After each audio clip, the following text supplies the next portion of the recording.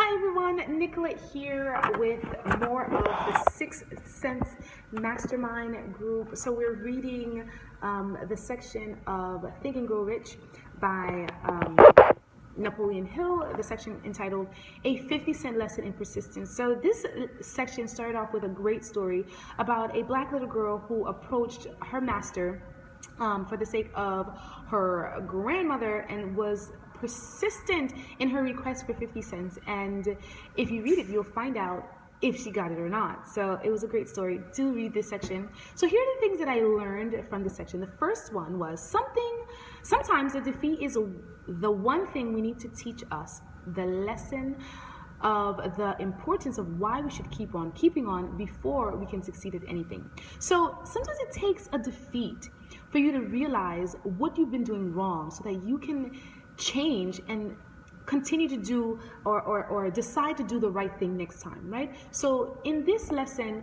of the 50 cents, the little girl was requesting, and that of the 3 feet from goal, it showed examples of what people were doing right and what people did wrong.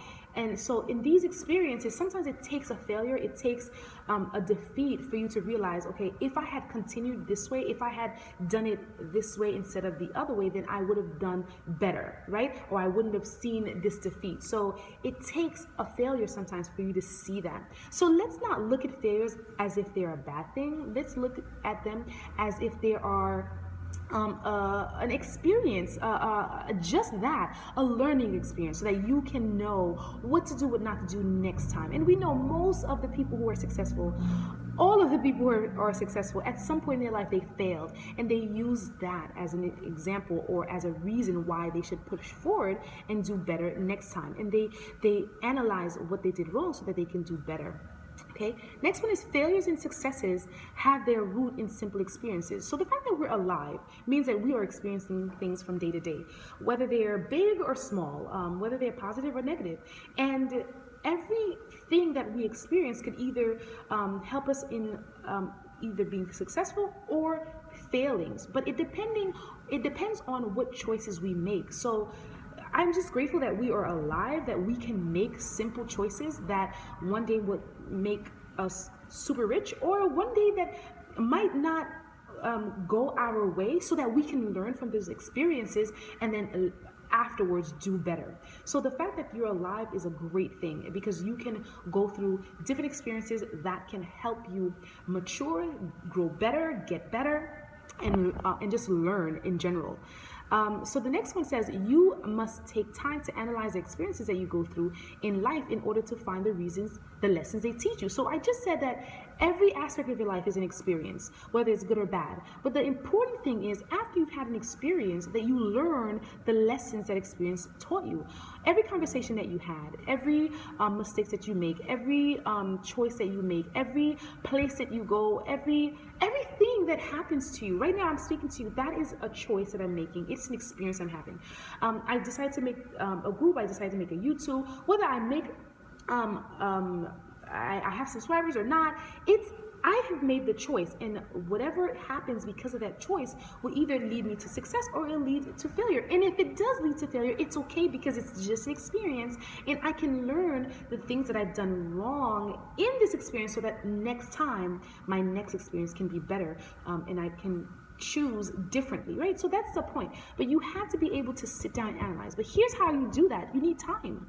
And people who are extremely busy or afraid to be alone are the people who are not going to be able to analyze. They're not going to be able to do that introspective look into their life, into their experiences, into the things that they've done, good or bad, to see what could I change? What happened? What can be different? What other choices could I have made, right? You cannot do that if you don't have self-time, me time, personal time. And a lot of people don't, because they overwork themselves, and they are stuck in social media, stuck with friends, and they just don't give themselves time to inspect themselves, their heart, their souls, their mind, and kind of realize, okay, what did I do today? And how could I have made it better with different choices? Okay, so we need that in order to gain the lessons in life that we need.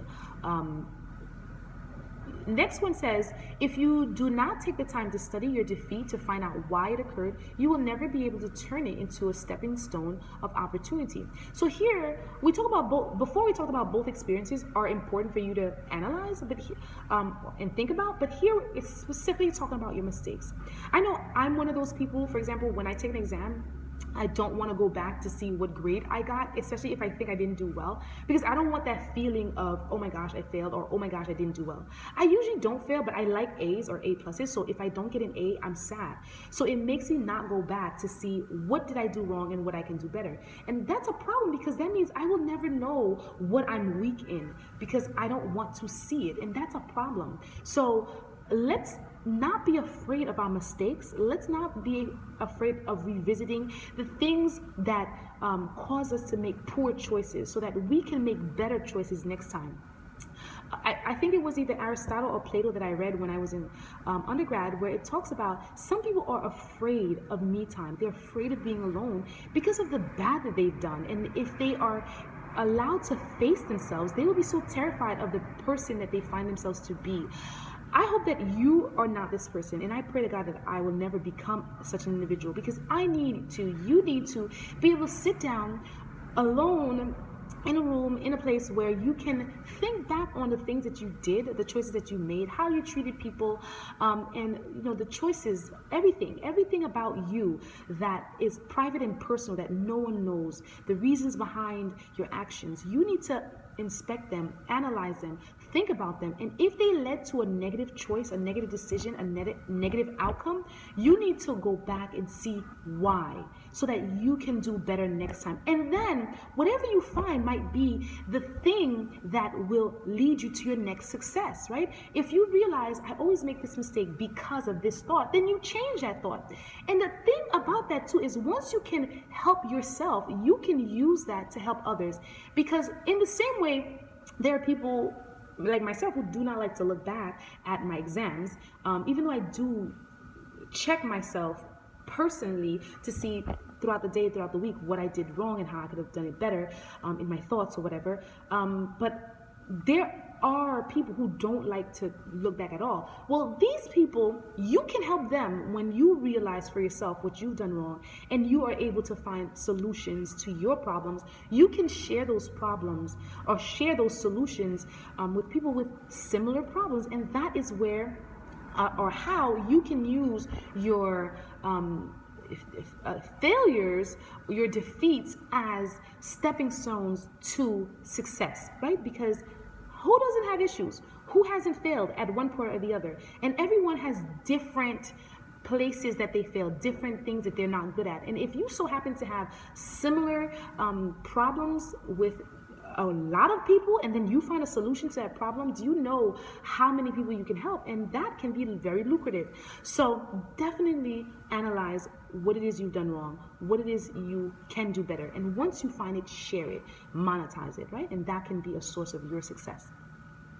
The other thing is, one sound idea is all that one needs to achieve success. So all this thinking, right, will help you find that idea, that aha moment that everyone might not be able to come to because they're not taking the time to think. So every success story comes from an extraordinary idea, something that people have not thought of, right? But that is commonplace, that anyone could have thought of if they took the time. But because you're the one who discovered it, you're the one who's finding the solution to that issue, you're the one who's going to gain that success. But it all starts with an idea. So take the time to think, take the time to analyze the situations around you, the problems that you see, so that you can develop ideas that might bring about a solution.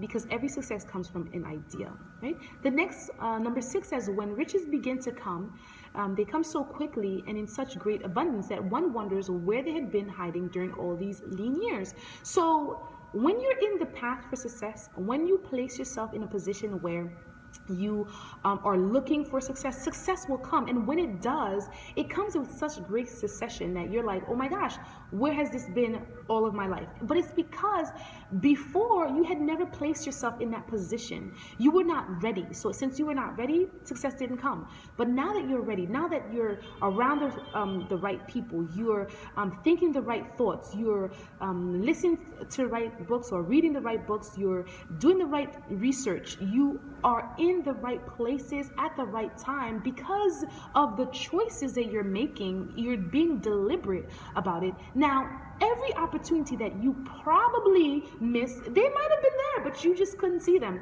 You are going to see. They will find you. People will now become more aware of your presence because before, you were a nobody. You weren't trying to be visible because you were afraid of opportunities, or maybe you just didn't know what opportunity was out there. So now that you're thinking correctly, you're positioned correctly, success will come, and they will come in abundance, right? So that's a great thing to know. And it's a sad thing too, because that also means those who are not in a right position, they will never get it, and it's just not a good place to be. So let's position ourselves in the correct path, the path of success, so that success can come and in abundance.